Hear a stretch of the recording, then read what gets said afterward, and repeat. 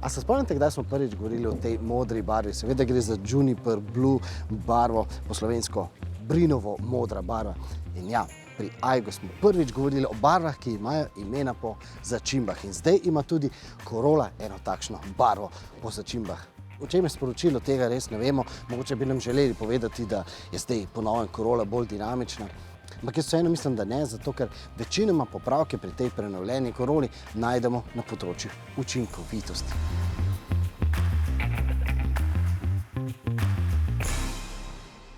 Years ago, the first Corolla was born, and then already 50 million cars sold around the world, and it's like 6 rounds around the world.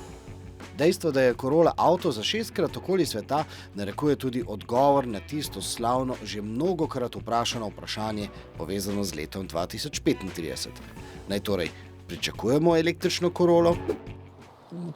Technically, it's possible. Does it make sense? That's, yeah, so. Da Corolla verjetno nikoli ne bo postala pravi električni avtomobil, je verjetno razlog prav v tem, da je to vendarle Corolla. Se pravi, avto za vse kontinente, avto za vse tipe ljudi, se pravi, avto za vsakogar.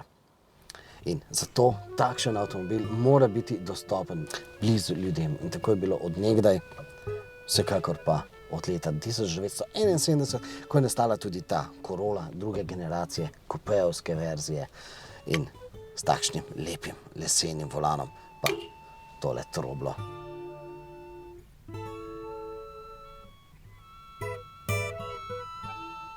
Vem, jaz bi tudi še, ampak minut nam bo zmanjkalo. Ta lepi stari avto moramo zdaj žal zamenjati za sedanjost. Kaj torej prinaša Corolla 2023? We have a redesigned PCU, power control unit, which delivers the electricity from the battery to the electrical motor. It's more powerful and quieter. We have also a new electrical motor, which are more powerful and more efficient. We have smaller and lighter lithium-ion battery. We are using a new oil for this car. We used to have a regular automatic transmission oil, and now we've used a new one with lower viscosity, and this is to improve efficiency. And there is no impact on the lifetime of the gears of the components inside the transaxle. We designed it because I work on it zero maintenance. No need to change the oil, no need to change this part. Basically, we designed it zero failure. Zero failure. For how long? For the entire life of the car. No failure, no failure. Really infinite lifetime that we are targeting. Zmogljivejši elektromotor pa v praksi pomeni, da se bencinski motor ne rabi tako zelo truditi, da bi zadovoljil potrebe po elektriki. In zato res lahko dosežemo zelo visoke odstotke vožnje samo na elektriko. Tam recimo 60-70 je prav realno. Na tej vožnji smo dosegli celo 80% vožnje samo na elektriko. Ampak v tem pogledu pa po novem zelo veliko pomaga tudi navigacijska naprava. So predictive hybrid driving is through a GPS connection when we can detect that the car is going to go uphill and just after a downhill, the car will know that it can recharge afterwards, and then it will drain the battery a little bit more because it knows it can recharge. Corolla pa s prenovo želi biti tudi nekoliko bolj dinamična. So the new features are an enhanced drivability with direct feeling. So the immediate response when you push the throttle. Also, releasing the throttle will provide more decelerating capabilities. Also, when a turn is detected, you will have more deceleration capabilities. We are not yet at a one pedal driving, but we are getting close to it. Aha, vožnja s samo desno stopalko, no tega nisem pričakoval. Ampak, saj, tudi med vožnjo nisem začutil, da bi bilo kaj posebno drugače, recimo tako kot pri Nissanih. Ampak, da tega nisem zaznal, je pravzaprav namenoma. We don't directly go to a disruption. We won't prefer to go step by step, but small step, but some steps we can provide good quality. But technically, We can do it, no problem. also with this, that... Of course. It's just a matter of calibration. Really easy. So I thought it was about the size of a battery, so size... Of course, there are some limitation. If you have a bigger battery, then you can further use the electric, etc. But technically, you can choose how you want to drive it. There is no limitation technically. Ker se tako nezadržno bližamo letu 2035, pa se tudi na tej predstavitvi nismo uspeli izogniti tistim že mnogokrat poudarjenim dejstvom.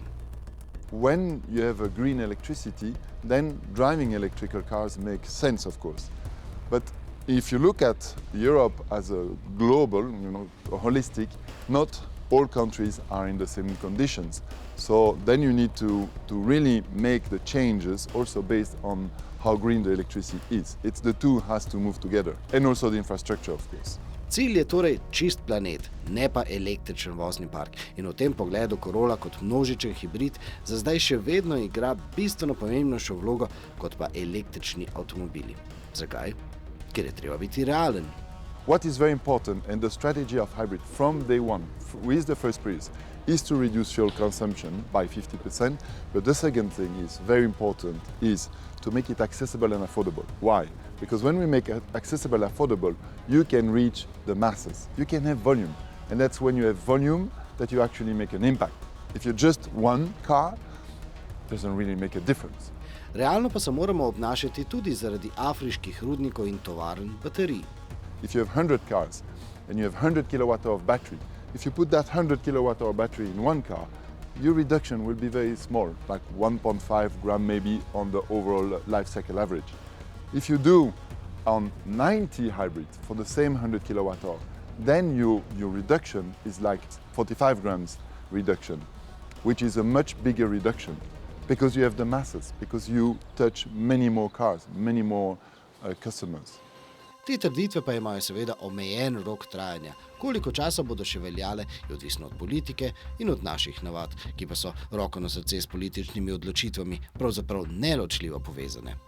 Torej, državljani Evrope smo zdaj pred zahtevnimi nalogami. Prav vsi, ne samo odločevalci. Transformacija v električno dobo je namreč odvisna tudi od nas, voznikov, ki bi se recimo zdaj res že lahko navadili, da je priključne hibride treba redno polniti, če želimo pomagati planetu.